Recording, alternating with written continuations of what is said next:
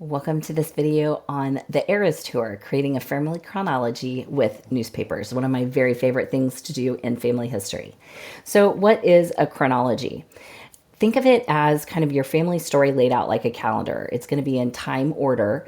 It's really just a timeline that lists important events and even not important events that were part of your family's history in that date order. A lot of times, newspapers would have a chronology at the very end of a year or the very beginning of a new year, just listing out all of the things that happened during that year. So that's one way to kind of think of a chronology. Look at those as examples of how you might lay out a chronology. So, why use one? A chronology is great to help you spot patterns, identify gaps in your research, catch potential errors, and they're really useful for someone that's just starting out with family history research to kind of see your ancestors and family members in the scope of just a time of when things were happening. So what are some things to look for? Now, I do have in the description of the video a link to a handout that will help you kind of check off all of the things that I have included here and the what to look for. So make sure you download that. So basic family details, these are the fun ones to look for. The vital records, look for birth announcements, marriage announcements, death notices and obituaries, milestones and anniversaries. But I want you to think about kind of thinking outside the box for each of these different types of things that we talk about. So not only are you looking for births and marriages, but think like marriages announcements that might be engagement announcements or bridal shower announcements. I had an engagement announcement here. So think outside the box in the different types of things that could be surrounding these, like a marriage announcement. So these are some examples that I had pulled from my family, and most of them, 95% of them I'm going to show you today are from my family. You'll be surprised how many of these, even kind of oddball things, you'll be able to find for your family. Community and social life. So school achievements, employment and business news, clubs and organizations. So these are some examples I found in 8th grade graduation, a change in residence that just, might seem not anything big, but it included his new job position that he had just recently received.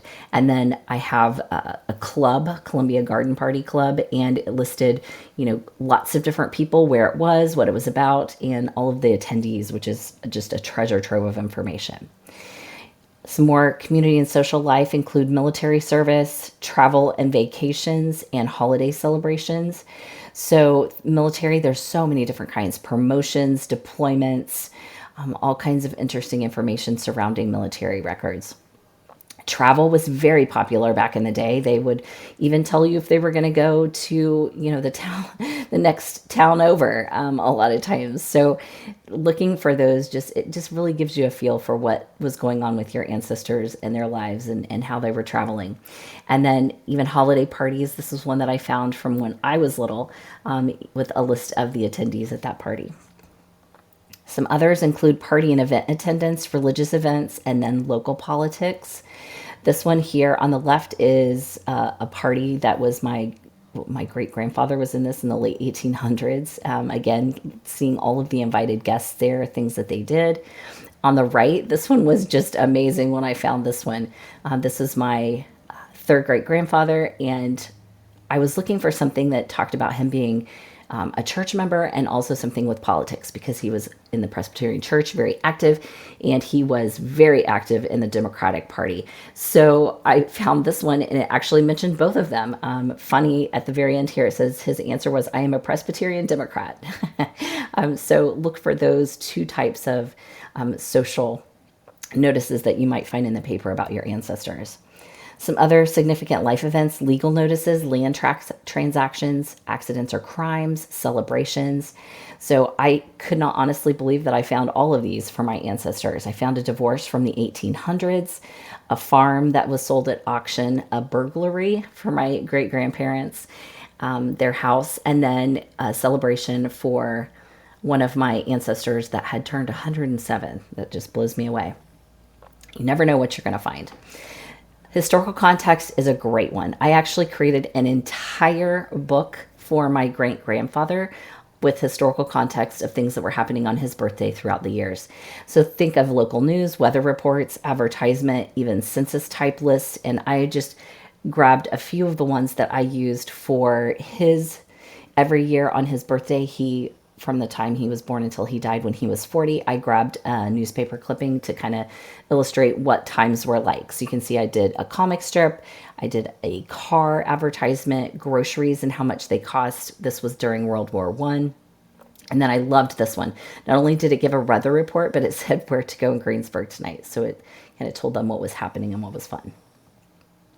Cultural and lifestyle elements, think about recipes and hobbies, letters to the editor, and local entertainment. These are definitely more difficult ones to find in the newspaper, but you never know what you might find. So I pulled one. My husband's grandmother was very active in the 4-H fair and actually won for her baking.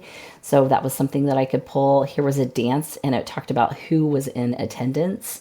And then I found a letter to the editor, not my relation, but an example of one that somebody had written. So these are great ways to really get insight into the lives of your ancestors. Look for photographs and images. Sometimes there were definitely photographs of family members. You could have group photos or even personal advertisements. So I found this advertisement for one of my family members, their company.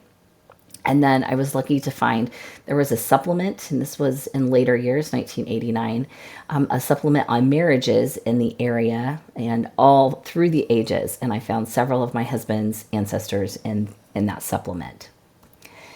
So some helpful tips to think about. Document your details. Make sure you put the name of the newspaper, the date, the page, and the column. I can't emphasize the column enough.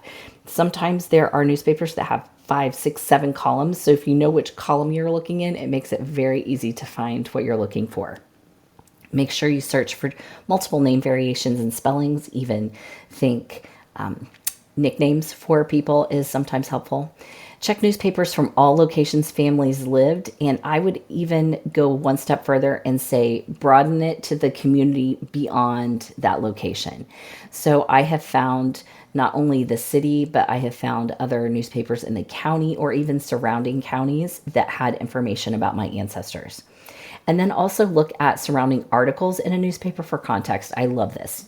It's amazing to me when I'm looking for one ancestor and one family in particular that I'll read articles around it and find other family members on the page from a different surname. So make sure you look for surrounding articles for context. So how do you get started with this? Make a list of the key events and the dates that you want to look for. Include the names of the people to help you. Make sure you download the list of newspaper searches that I included in the description on the YouTube video. Think outside the box, broaden your horizons from just that, birth, marriage, and death. What else could that be? That type of thing. And then come back to your searches. I think this is a really good one too. There are so many times that I've searched, for hours, and I'll come back a day later, a week later, a month later, and I'll have luck with something I was having no luck with before. So make sure you definitely come back to your searches. Good luck with your chronology and your family history and newspapers, and thank you so much for watching.